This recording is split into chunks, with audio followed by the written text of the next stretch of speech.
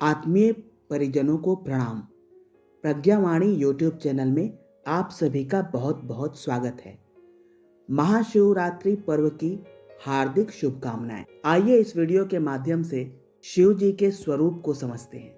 महाशिवरात्रि पर्व पर कल्याणकारी कार्यों की प्रखर प्रेरणा। शिव का अर्थ कल्याण होता है। जो इस देवता के तत्व दर्शन को समझकर उसके आदर्शों को जीवन में उतार लेता है, उसका अमंगल कभी नहीं होता। व्यक्ति शनैः शनैः आत्मोन्नति करता हुआ चरम लक्ष्य को प्राप्त कर लेता है। महाशिवरात्रि का वास्तविक उद्देश्य यही है। महाशिवरात्रि का व्रत फाल्गुन कृष्ण चतुर्दशी को होता है और इस दिन शिव जी की पूजा अर्चना बड़े धूमधाम से की जाती है। शिव जी का स्थान हिंदू धर्म में बहुत ऊंचा है और एक दृष्टि से सर्वोपरि है, क्योंकि जहाँ धर्मशास्त्रों और पुराणों में अन्य सब देवताओं का चरित्र चित्रण करते हुए उनको स्वार्थ के वशीभूत अथवा वैभव तथा अधिकार का अभिलाषी दिखाया गया है, एक शिव जी ही ऐसे देवता बतलाए गए हैं जो संपत्ति और वैभव के बजाय त्याग और अकिंचनता को वर्ण करते हैं। वे सर्वशक्तिमान हैं। उन्हीं के इशारे पर संसार में प्रलय का दृश्य उपस्थित होता है और उनका तीसरा नेत्र बड़ी से बड़ी शक्ति को जलाकर राख करने की क्षमता रखता है। पर यह सब होने पर भी शिव जी सदा नंगे दिगंबर दीनहीन भूत प्रेतों के साथी बने रहते हैं। उन्होंने अमृत को त्याग कर गरल को पिया, हाथी तथा घोड़े को छोड़कर बैल की सवारी स्वीकार की और हीरा मोती रत्नों को त्याग कर सर्प और नरमुंडों के आभूषण अपनाए। इस प्रकार महाशिवरात्रि का पर्व हमको लोभ मोह लालसा के स्थान पर त्याग, अपरिग्रह और परहित साधना की प्रेरणा देता तथा उपदेश करता है। शिव जी का आदर्श बतलाता है कि जिसको जितनी अधिक शक्ति मिली है उसका उत्तरदायित्व भी उतना ही महान है।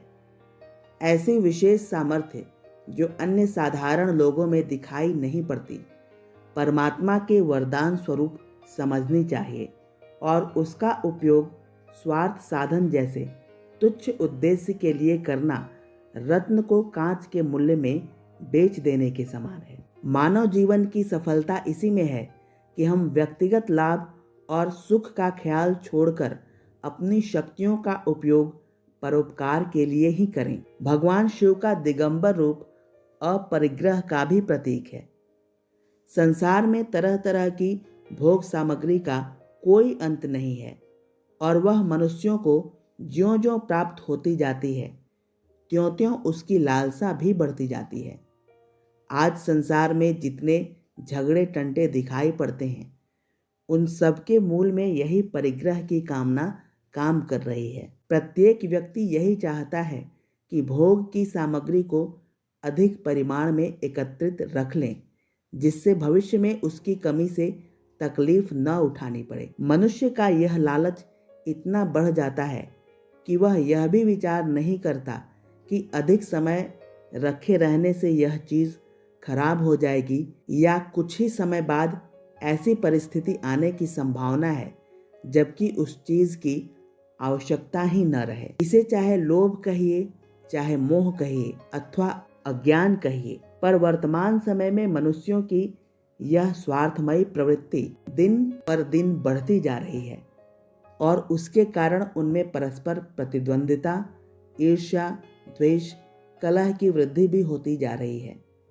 यह व्यक्तिगत द्वेष भाव ही आगे बढ़कर सामूहिक रूप ग्रहण कर लेता है और बड़े बड़े राष्ट्र यह प्रयत्न करने लगते हैं कि संसार की भोग सामग्रियों का अधिकार हमारे ही हाथ में रहे और उसमें से जो थोड़ा बहुत हिस्सा अपनी खुशी से हम दूसरों को दे दें, उसी पर वे संतोष करें। ऐसी मनोवृत्ति के होते हुए संसार में शांति और सुख की कल्पना करना ही व्यर्थ है। इसका परिणाम नाश, सर्वनाश के सिवाय और कुछ नहीं हो सकता। जिस व्यक्ति में परोपकार की भावना जागृत हो जाती है, भगवान स्वयं उसकी सहायता करते हैं।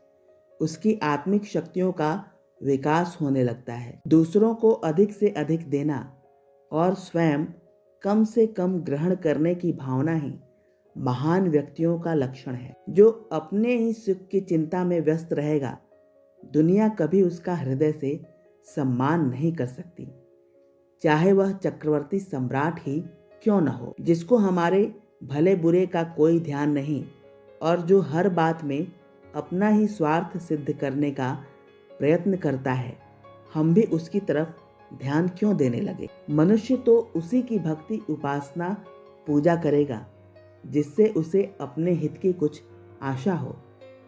इसी कारण अपनी मनोकामनाओं की पूर्ति के लिए लोग विभिन्न देवताओं का पूजा पाठ किया करते हैं। कई देवता प्रसन्न होकर अपने भक्त का कुछ उपकार कर देते हैं, पर उनमें से अधिकांश अपने ही वैभव और अधिकार को कायम रखने की फिक्र करते रहते हैं और इस कारण उनसे मनुष्यों का विशेष हित साधन नहीं होता। पर भगवान शिव औघड़दानी कहे जाते हैं और बेल के पत्तों तथा धतूरे के फलों से ही संतुष्ट हो जाते हैं। उनको अपने लिए किसी भी प्रकार के वैभव की तनिक भी आवश्यकता नहीं और वे अनायास ही कष्ट और अभाव से पीड़ित जनों की कामनाएं सिद्ध करते रहते हैं। इसीलिए अन्य देवों के मुकाबले में वे महादेव कहे जाते हैं। पर्व त्योहार जन जन में नैतिकता व सच्चरित्रता के भावों को जन्म देकर सांस्कृतिक पुनरुत्थान में सहायक भूमिका निभाते हैं। इस समय संसार में धन का बोलबाला है। इस मनोवृत्ति ने मनुष्य को कितना पतन के गर्त में गिराया है, उसका वर्णन कर सकना संभव नहीं। धन के लिए मनुष्य कुटुंब परिवार को छोड़ देता है, भाइयों से शत्रु की तरह लड़ता है, माता पिता की तरफ से भी आंखें फेर लेता है, मान अपमान की कुछ भी परवाह नहीं करता, धर्म कर्म का ध्यान भुला देता है। इस प्रकार मनुष्य ने धन को भगवान से भी ऊंचा स्थान दे दिया है और इसी का परिणाम है कि आज सच्चे धार्मिक जनों के दर्शन भी दुर्लभ हो गए हैं। इस शोचनीय अवस्था में हमारा कर्तव्य है कि हम देवाधिदेव महादेव की शरण लें कि वे हमको इस धन के प्रपंच से मुक्त करके अपरिग्रह की महिमा समझने का वरदान दें। भगवान शिव के प्रतीक में जिन सत्प्रवृत्तियों की प्रेरणा का समावेश है, उनका रहस्य समझना समझाना चाहिए। नशा निषेध मना संस्थान पर छाई दुष्प्रवृत्तियों को मिटा डालने का दृढ़ संकल्प लेना चाहिए। पर्वों को सोत्साह मनाना चाहिए। इन्हें जहाँ भावनापूर्वक मनाया जाता है, वहाँ सुसंस्कारिता की उमंगें उठती रहती हैं और सत प्रवृत्तियाँ पनपती रहती हैं, जिसकी आवश्यकता प्रत्येक व्यक्ति व समाज के लिए अनिवार्य होती है। धन्यवाद दोस्तों। अगर आपको हमारा